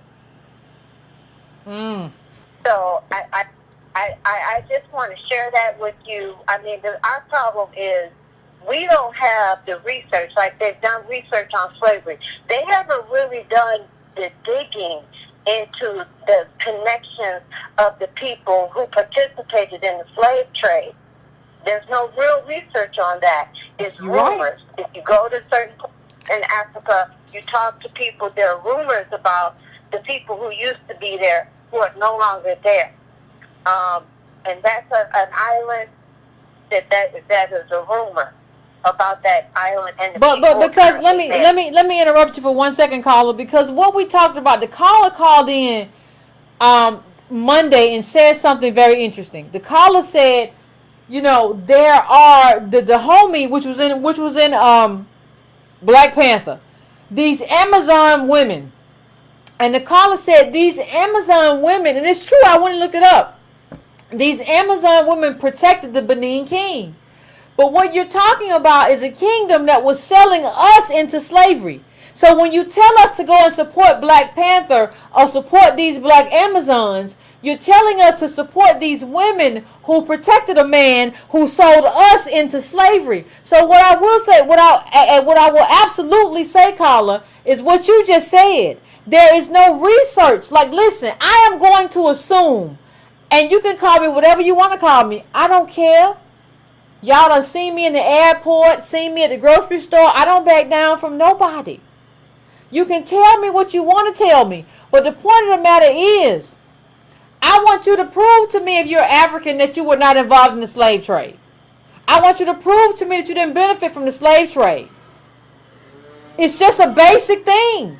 You got to prove that to me. Because this is how we have to have data. And it's not saying that there are levels to this. I know that white supremacy was the main thing and the main villain in this whole thing. I get that, and I'm opposed to all that. But you have something to answer for too. And you don't get to just walk away from it. But go ahead, Carl, let you finish your thought. You're right. White supremacy was the main villain, but African slaves didn't just go with white supremacists. You had Arabs who participated in the African slave trade too. True. So True. Yes, Africans did build up the New World, but Africans also built up Arabia too. True. That's So true.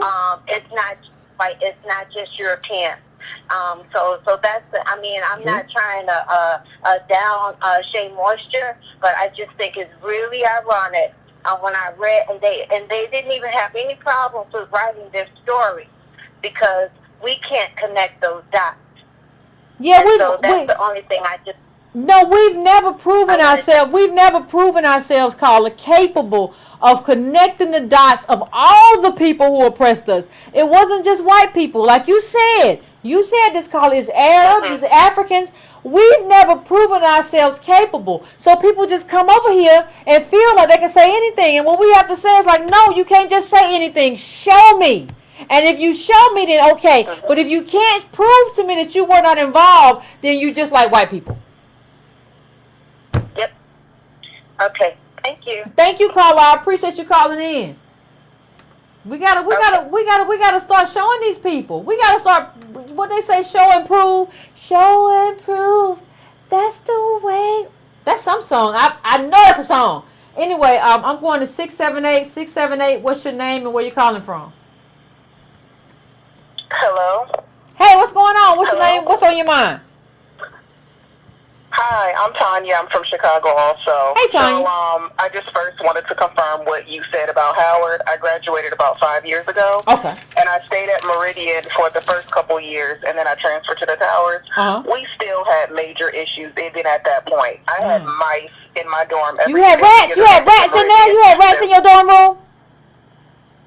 I have mice. I don't know. They ain't mice, they rats. Don't call them mice. They ain't little mice. They ain't little nice friend. They ain't, that's not Mickey Mouse. They rats. We have vermin issues. Yeah, vermin. Confirm that. We have vermin issues. The second thing is that I wanted to call your attention to an article. My best friend also went to Howard, and it was published by HBCU Digest Online. Okay.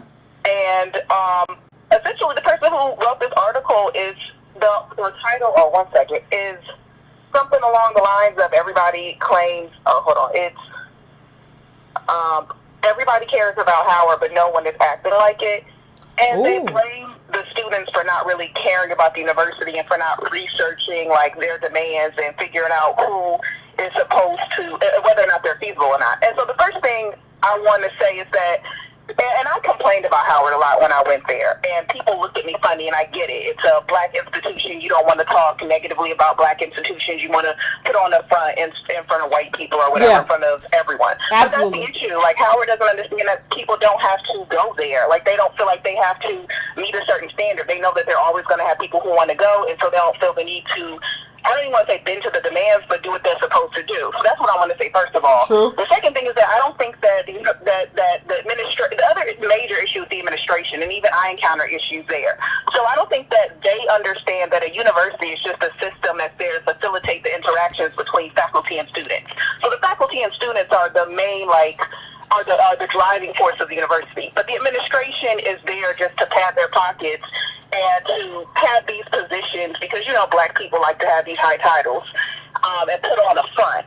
Uh-huh. And so I think that one of the things that the author of that article didn't take into mind is that the administration's job is to figure out how to help to smoothly facilitate the interaction. So that's not the student's job. And I just kind of don't like the lack of support that the students are getting, right, from older black people, right, because of they're putting things on social media. So that's the first thing I wanted to say. The second thing is that I just kind of wanted to vent a little because, so as an alum, if I had the money, I don't have the money, I'm a student loan debt, but if I had the money, I would never give the money to the university to give to students. And let me tell you why. So I did have a full tuition scholarship, and throughout the year, I would get these little scholarships from outside sources, right? And Howard, you're supposed to thank the outside source for the scholarship. And so I did a little research so I could write personalized letters because I was thankful for every dollar I could get. Yeah, true. And what I noticed by doing my research is that at other universities, they want you to put the specific dollar amount. Howard tells you explicitly, do not put the dollar amount that you receive for the scholarship. So I saw that they weren't giving me the whole scholarship amount based on other websites and based on the main website of the scholarship. Okay. So that's kind of really disappointing. Yeah, I get it. I get it, Colin. And so there was another thing. Oh yeah, and it just to confirm what someone else said about Howard kind of being an all boys club or an all girls club or just an elite club. I was trying to get funding. I don't know if this counts as discretionary funding, but I know for a fact that they gave discretionary funding to another student while I was there to go abroad, and I tried to get that same funding. So this other student, she was fine interacting with me until I asked her about the funding, and then she just dropped off the face of the earth. And and when I went to the administration, Carla, wait a minute. You said, hold on, wait a minute. Did you say the black girl was fine interacting with you? Black girl magic, baby. Black girl magic. Now go on. I'm gonna let you finish your comment before I go to the next one. But I think that she got the money just based on what Tyrone said and based on kind of what I know about how it works. Yeah. She got the money. She wasn't supposed to say where she got it from, and because I didn't know the right people, I couldn't get it. So I'll stop because I just went on a long rant. But thank you for taking my call. No, thank you. I appreciate it. I appreciate you calling in here as a Howard alum, talking about all the BS that's still going on in Howard under the current president. That has to stop. Like I said, if I was president of Howard, y'all all wear paper sacks. I don't care. If you don't want to wear a paper sack, go home. I don't care. Like it just is what it is. Ain't nothing I can do about it. It just is what it is. So thank you, caller. I really do appreciate you calling in. I'm gonna go to the next call. But I just, she's right. Like, I mean, we gotta get out. Like, getting ourselves together is not gonna mean wealth. Like people we get ourselves together, we'll be what? No. Every Howard student, every Howard administrator could get themselves together. That don't mean money. We have to get ourselves together though in terms of how we're going to challenge white supremacy. We cannot challenge white supremacy if y'all getting $500,000 plus $100,000 bonus for stuff that ain't worth nothing. What did you do to get that? You didn't get nothing. Well, I'm gonna get it. I'm gonna take it. You're not a servant leader. You can't be there. That's what it is. So I'm going to 484. 484, what's your name and where you calling from? Hold on. Oh, I hit that wrong. 484, what's your name and where you calling from? Hi, Yvette. My name is Justin. I'm calling from the suburbs of Philadelphia. Okay. I wanted to talk about three things you said. You spoke about, well, in general, over the last year or so, you talked about respectability politics. Yeah, that's true. And I think that we Generation X and millennials, we have to deal with that because after Dr. King was assassinated, we had a lot of people like Andrew Young and John Lewis who, like you said, they weren't leaders, they weren't generals. At best they were lieutenants. And they ran to respectability politics. And what they didn't realize is that, those guys, they're they're the greatest generation.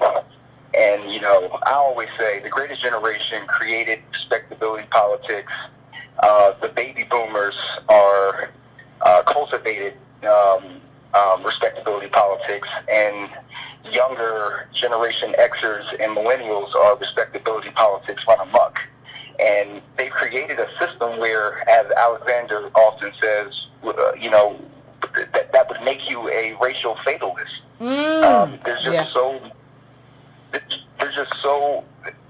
They didn't leave a foundation. They didn't create a foundation. They didn't leave a legacy.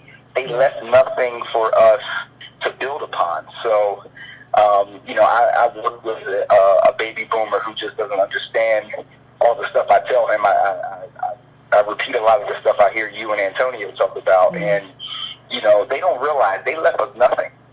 And here we are, 50 years after Dr. King, and what do we have? Where do we go? What do we do? It's almost as if Dr. King was never here. Ooh.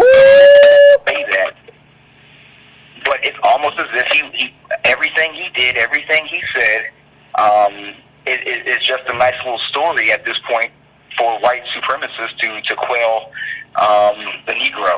So,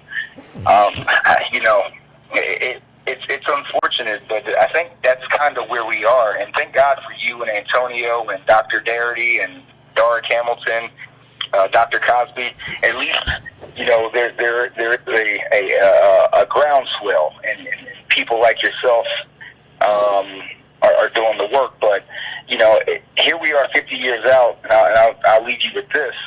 Here we are 50 years out, and it's almost as if Dr. King was never here. Yeah, thank you, caller. I appreciate it, but like he said, we didn't keep it. Like, we didn't keep anything going. Everybody, like, when I say everybody got scattered, I'm not trying to be mean to anybody, but everybody, I'm gonna get this money. So you had Andrew Young over here, and then you had John Lewis. I'm gonna get this politics, and nobody said, like, well, what's best for black people? Not just best for all people. Forget that. No, you can't do that when your group is the group on the bottom and suffering. You have to say, what is best for my group? My group has been designated as the bottom. I have to fight for my group. And they are here. They are the garbage disposal. I can't fight for everybody, every liberal, and well, you about to do. Everybody, I remember when I marched with King, but now I just do the liberals and Nancy Pelosi. No, you have to. And so what we have is this situation that we're left with, and we have to decide. You have to decide. What do we do with these people? And who do we appoint as our new leaders? And what is our new criteria for our new leaders? We have to come up with our own agenda and say, this is our agenda for new leaders. And if you want to be accepted by us, you have to accept this criteria. And we can decide how you prioritize it, but this is our agenda. That has to happen. So I want to go to the next call. 917, I'm coming to you. What's your name? Where you calling from? Hi, hi, Yvette. I'm in Worcester, Massachusetts. I'm from New York. Okay. I'm from Chicago. Yeah. I just wanted to make a comment. The thing that's going on at Howard University is a prime example of what Fred Hampton was talking about on that clip that you and Irby did a few months ago, I guess. It's almost like there's just a lack of political education, and the fact that everybody wants to be a black capitalist, Mm-hmm. And it's just it's a shame. So my question is, how do you go about giving people political education and trying to prevent this type of thing from happening all the time? It's because people want to be fashion stars, people want to be rich and stuff like that, and it seems like everybody's out doing their own thing, No, I agree, but I think what you would need is like 10 other YouTubers like me, and then some other, like we have some activists in the streets elsewhere. But my problem with some of those activists is that y'all are all about solidarity, and you don't understand your own community and your own community needs. So you're like, yeah, we're the same as Latinos and Mexican and Chinese people and everybody else. No, we have very specific needs, and we have a very specific lineage. And nobody really understands. Like, my problem with the right is that a lot of y'all are racist. Y'all got some good, sometimes immigration policy, but you're racist. And then on the left, my whole problem is like, you're just about solidarity with everybody who is brown. And that doesn't work either. Nobody is concerned about us. So what we have to do is be concerned about us. I would love to see 8 or 10 other YouTubers who are native black, who are like, I'm concerned about native black people. And we all talk about that. But I don't see that. And that's a problem, right? It's a problem that we don't have these groups here to advocate for just us as a community. We don't know how, Colin, to be selfish. And you got to be selfish because everybody else is selfish. I don't care what you think or what you believe. Everybody else out there is selfish. They're advocating first and foremost for their group. And we have to do that too. Mm-hmm. All right. Well, thank you so much, and No I problem. appreciate it. I appreciate I'm a big fan. I'm a big fan of the show, and I contribute monthly. Thank you, brother. I appreciate you. I appreciate you. Thank you. Thank you. You have a good evening. Like it's a good evening. Good evening. Anyway, I'm going to 469 now. 469, what's your name and where you calling from? Hey, Yvette, it's LJ in Dallas. How you doing? What's going on, LJ? I'm a frequent caller and a frequent listener. I appreciate this. No problem. This show tonight. And if Alexander didn't bring it, I swear. He bring it every time, don't he? Don't he bring it every time? That man dropped so much knowledge. It's just ridiculous. But I wanted to first and foremost say congratulations. We moving on up slowly but surely. We at 44K now. Yeah, we at 44. It was 42 the last time. Are we at 44 already? Oh, we're going to get somewhere. Last time we were at 43. We're at 44 now. Slowly but sure. I always look. We gonna make a mess somewhere. People are not gonna be able to deal. Okay, we ain't at 500,000 yet, but we'll get there. I agree. Just keep doing what you're doing. But I just wanted to say, one of the things that you brought up is that about servant leaders, and I think the reason that we really don't have more servant leaders is because the ones who actually sign up for the leadership positions are not the ones who need to be in leadership positions oftentimes, because they're only pretending to be leaders to get the bag.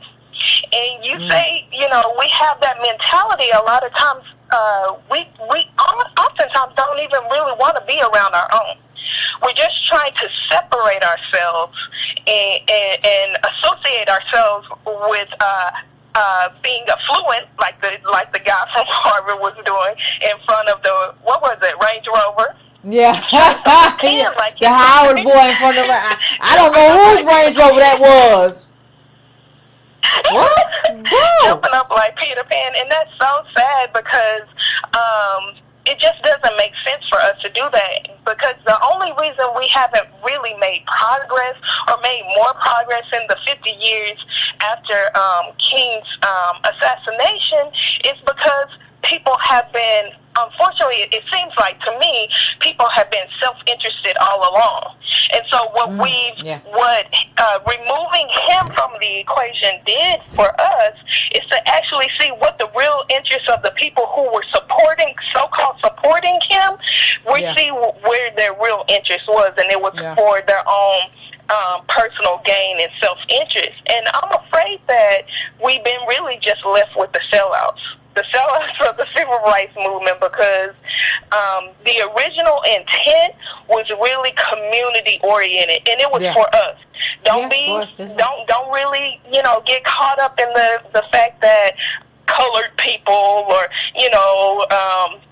we're all this affirmative action is for no, it was for us. And like you said, a lot of times we are the last ones to benefit from something that was for us. And you say many times that King said, the next time he went to Washington, he wanted that check. And even the girl earlier today said that the title of the sermon that he was going to preach had something to do with America was going to hell for what they were doing.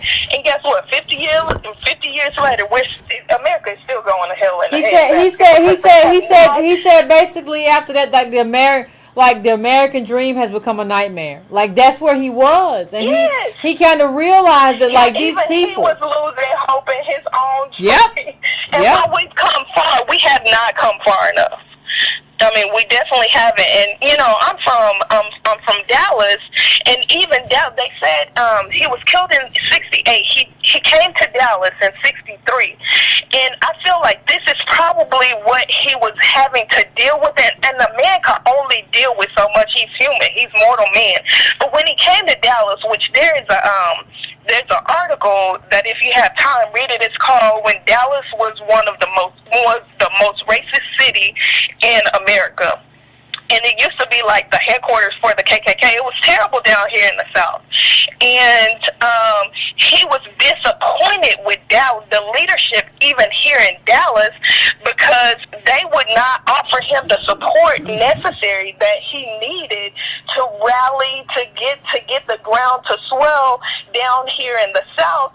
And he felt disappointed by that. And so this is a man who's really trying to really ended up being a martyr for the cause. But you have to understand a lot of times that the people who are behind you, and you have to understand this too, Yvette, the people who may follow you or be behind you or be in the comment section or whatever, they're really not out for community, they're out for the bag. So we have to really define what it is. Like you said, what is the criteria for our new leaders? Because they can't necessarily be the ones that we have that are really just taking advantage of the fact that they walked alongside King. That's not going to be enough. That's not going to be enough that you walked in, you walked across the bridge and you saying, we shall overcome. That's not going to be enough. And like the girl said, when the song when the song changes, you have to do another dance. So we have to just get smarter about the way that we are. And here's the thing, Carla, you have to understand something. You have to understand why people like Andrew Young are so dangerous, and how Andrew Young is so detrimental. People will say, well, I saw Andrew Young in the CNN article today talking about King. Andrew Young went to Wall Street. And you know why he went to Wall Street? Andrew Young said, he went to Wall Street because he did not want to confront Reagan. But that's what King did. Right. King confronted leadership. King confronted people who were doing stuff wrong and not doing stuff fairly. But Andy Young said, I don't want to confront Reagan, so I'm going to go to these charlatans on Wall Street and get money from them and bring it back. And so what Andrew Young trained black people in Atlanta to do, and I still see that today in terms of Atlanta. I live in Georgia. He trained them to be apolitical. Andrew Young trained people to not care about politics. And y'all still invite him in. Andrew Young couldn't get into my car because of who he is and what he trained black people to do. After you were with King. You were with King. I was not with King, and I still would not do that. You were with King, and you still came out of that trying to chase the bag and trying to train black people not to be political and to go after Wall Street, the people who don't care anything about you, and subprime everything. They consider you worse than their dog in their house. And you train black people to do that. You are horrible in terms of your politics, Andrew Young. I that's nothing I can say. But I'm gonna let you have the last word, Carl. But it's almost just like you said the other day. You called the caller out. I felt so bad for her. She was talking about, well, we need a new revolution. You was like, wait a minute, lady, how old are you? So you expect us to do all? But listen, caller. Understand what this caller said. This caller wanted. Listen, that caller that you're talking about. She had lived a good life. She had lived a good life, and she wanted us to go fight. You better get your own self out there and fight. You had a good life. You better. That's what. Hey, man, calm down. That's all I need. Go on to your next call. I'm sorry, caller. I'm sorry. You know I get exercise. I got two more callers. My first caller, 720. 720, I'm coming to you. 720, what's your name? Where you calling from? You there, 720? Hello? Hello? 720, you there? Don't say I didn't give you a shot. 720. Okay. Well, we're going to go to 773. 773, what's your name? Where you calling from? Hello. Hey. Hi, Yvette, can you hear me? Yeah, I can hear you. What's going on? Well, I'm one of your older callers. I'm 64 years old. Ain't nothing wrong with that. I am so happy for you. Thank you. And the whole group that's on YouTube that bring a lot of stuff to my attention and awareness. Okay. And for Howard, I always admired Howard. I hope, just like you said, that the alumni will call and get rid of the president and get somebody in there with a vision that can do better for the school. Great. I appreciate that. I agree. And I just want to say I appreciate you and just keep doing what you're doing, and I'm a member also. Thank you, Breaking Brown fam. I appreciate you. See, y'all be talking trash. I got all kinds of people. Y'all don't even vet. The older people don't like you. Yes, they do. The older, honest people like me. Crazy. 323, you're my last caller. 323, what's your name and where you calling from? Hi, Yvette. My name is Corey. I'm a student at Howard University. I was in the A building today. Oh, tell me about it, Corey. Tell me what's up. It's going good. We going strong. We're not gonna stop. Okay. We getting our demands met. It's been negotiations going on just about every day for hours and hours. So y'all still taking over the A building? Yeah, it's still going on. It's still inside. Okay. So Well, tell me I just about the wanted to say demands and that, what's up. yeah, I just wanted to say how this problem that's going on at Howard isn't even specific to the school for real. I mean, we have like our own specific issues, but a lot of HBCUs is having these same issues, and so it's like a lot of people say about how if you solve white supremacy, a lot of the issues in the world go away. So that's really got me feeling like we need to go inside a couple more buildings because we've been inside the A building already, and all they do is just change to another president who's got to protest again. So it might be a couple buildings downtown we got to stop by, you know. No, I agree, bro. But what's going on? Like, I haven't been at Howard. I graduated in '99. So tell me, like, Okay. what I want you to give me the context of what's going on in the school right now, because I'm not there. I've read articles, but that's not the same thing as being there. So I want you to give me and the Breaking Brown College the context of what's going on at Howard University. Well, it's a lot of gentrification going on in the city, just in general, and so that kind of plays a part as how the campus life is affected. Okay. A lot of the activities that Howard was known for back in the day kind of been like turned down because of the gentrification. People like shutting down parties in the neighborhoods and all types of like yard fests and apparently how it was, and just the local businesses being shut down. So that's part of the demands that we want fixed. And it's a ton of issues as far as housing and the finances. Now, hold on. Do you live in the dorm rooms? No, I used to live in a dorm, but I had a housing issue earlier where I had a problem with my deposit, and because I'm a junior, I don't get the type of RSVP points that other students get, so I had to find housing. I was homeless for a week, but I wound up staying somewhere off campus about an hour away in Suitland. Okay, so but when you did have a dorm, were there rodents? What was your dorm like? Because a lot of people, I'm just trying to flesh this out for a lot of people who don't know. Right. Well, the dorm life was a lot of the buildings is old. They need renovations. Okay. Of course, it's like rodent problems. And then the administration part is kind of doesn't help it, because if you have a problem, it's kind of like everybody want to send you somewhere, and then you never really know when anybody's coming to do anything about things like that. So that's kind of the issue sometimes. And then sometimes it's not the issue. It's just you just kind of learn how to finesse everything, and that's kind of the culture down there. It's like, you know, if you're in line for something, you kind of already know you're losing. You just need to know somebody who can help you get what you need to get. You know. Now, how do you know somebody, right? Like how do you know somebody? How? Well, that's kind of just on a conditional basis. Okay. It all depends on what your problem is and who you know that can fix it. Now, did you know that brother Hankerson with the Peter Pan shoes? Did you know him at all?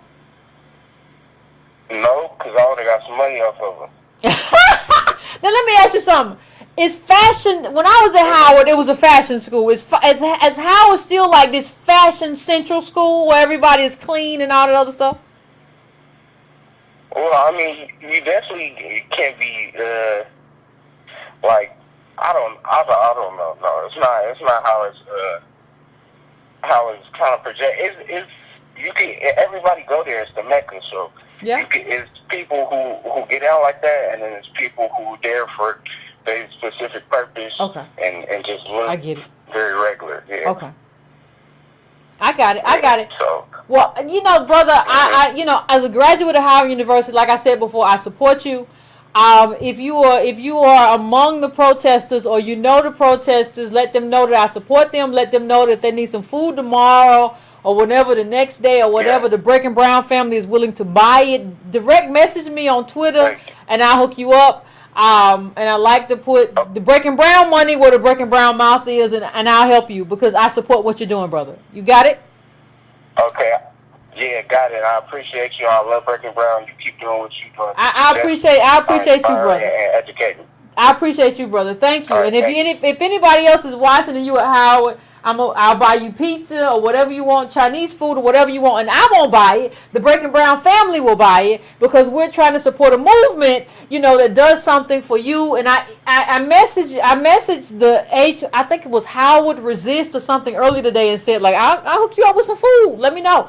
So I'll say it again, like if you need something or whatever, if you want to come on, I said if you want to come onto the show, and air your grievances. We got 40,000 subscribers. If you want to talk about, I'm here. So I just want to let everybody know that I'm here for whatever your needs might be. The last caller, 813, I'm coming to you. What's your name? Where you calling from? 813, can you hear me? Calling. Hello? Hey, I can hear you. Hello? Okay. Hey, how you doing, Yvette? My Pretty name good. is Shanika. I'm calling out of Florida. Uh-huh. Okay, so I only called like the last 15 minutes. I'll try to make it fast as possible.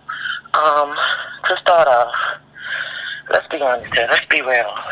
Okay. Our country just needs a total reformation, starting with the education system. Their whole policy is just completely corrupted.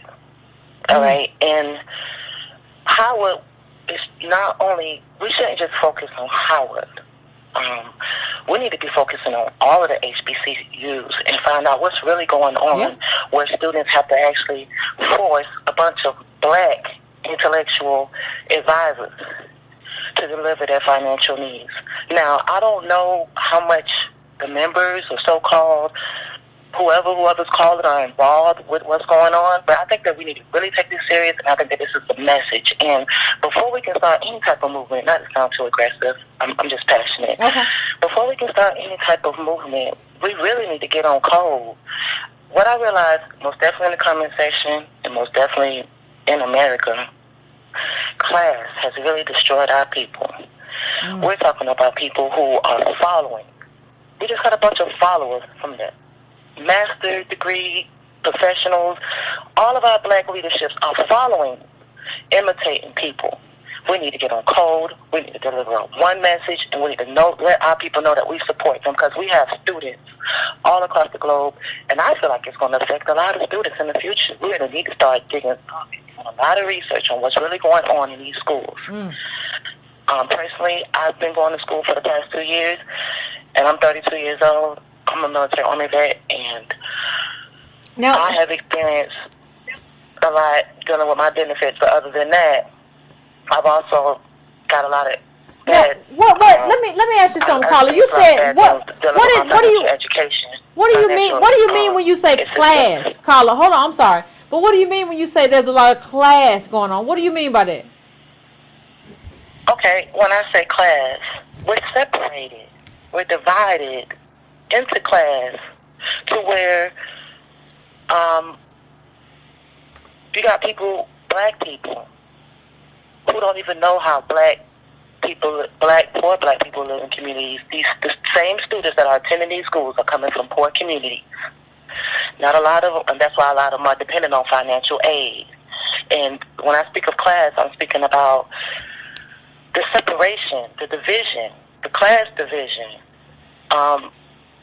all of those different things. We have to come on code as one, and I feel like that class is dividing us completely, where there's a lack of understanding overall. And I honestly feel like that for the people who have the education, who have been attending these HBCU schools, and not just Howard, I think that they really need to start taking extreme initiative, because obviously we don't. The people who are running these facilities, who's working in admin, are not properly doing their jobs, and we have to go in there. We cannot sit back and let these students just do this. It's going to have to first start with us as adults, as leaders, professionals, or whatever you want to call them, whatever you want to classify yourself as, even if you don't have a degree, people. I'm sorry, Yvette. But even if you don't have a degree, start taking focus on your people who are poor and who depend on some financial aid. We cannot let them go out there and we cannot allow them to do that by themselves. And us getting on the phones and making these phone calls is not enough. Get out there, start calling your people, write letters, Get up into those facilities, those education facilities, and stand up for your students. Thank you. Thank you, caller. I appreciate you calling in. I appreciate you calling in. And what she's basically saying is that we're not talking about class necessarily. We're talking about we're all poor. And that's what we are. And there's a consequence to being poor, and there's a consequence to this country having made us poor intentionally. There's a consequence, and there should be a collectivity that is involved with that. I mean, like, this is not just Breaking Brown. Like I told the Howard guy, listen, my Twitter is at Breaking Brown. At Breaking Brown. That's my Twitter account. If you're watching and you're at Howard, hit me up. I want to support you. Direct message me and we can get some stuff started. I'm not just here to just talk. I'm here to help. So direct message me at Breaking Brown. I'm sure that I'm looking at the Breaking Brown feed right now. I'm sure the Breaking Brown feed, they've donated like $200-300 a night. I'm sure they don't have a problem with me giving that to you to buy some food so you can keep doing what you need to do to challenge the administration to make sure they do what's right for you. So I'm going to do that. If you're watching at Breaking Brown, we want to support you. We're a part of a movement. This isn't about just a show where I talk. This is about being able to support. That's what, when you send these people in this chat right now, these donations, that's what we're trying to do. So hit me up, direct message me at Breaking Brown Twitter, and let's make some stuff happen. I support you all. I want Frederick out as the president. I think it's actually egregious that he was ever appointed as president of Howard University, and what you're going through in the 21st century at a school. Now I understand the school is poor. We're all poor, but these people he got a magnanimous bonus. That's a problem. If he had been paid $70,000-80,000 a year, I wouldn't say anything. I'd be like, hey, that's what it costs to live in DC. And but that's not what we are. So listen, I'm here to help however you want me to help. I just want everybody to know that. And everybody in the chat, I appreciate you. I'm not going to go to another caller right now because we had like 2 hours and 13 minutes. So please, if you want to donate, go to donatebrown.com. Subscribe to brown.com. Just put your email in there, share this with other people. You go to patreon.com/ycarnell. And we just gotta keep doing what we're doing. We're doing the right thing, people. We just gotta keep moving and keep growing. We're doing the right thing. We're right. Like, understand that we're right and other people are wrong. We're right. We just have to keep on this path. Understand that a year and a half ago I had 6,000 subscribers. Now we're at 43. Let's just keep moving and we're gonna make some stuff happen. Let's do this. So good night, everybody. We're gonna talk soon. And let's get some pizza for them Howard students.